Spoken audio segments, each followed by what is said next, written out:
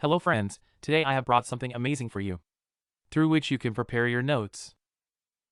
You can decorate them nicely, through which you can understand things easily. Here as I am showing you. I have prepared a notes of Angular. It is a complete Angular notes. Everything is linked from here. How are they linked? I have put all the arrows.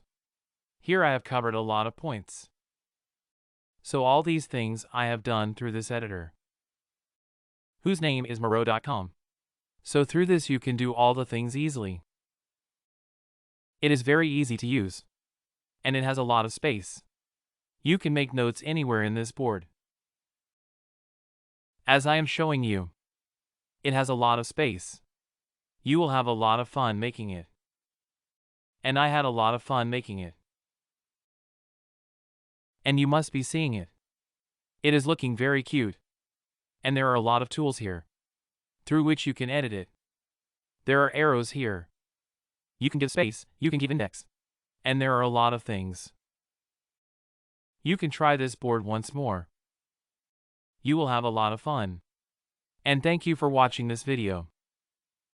And for such information, you can subscribe to my channel. Thank you.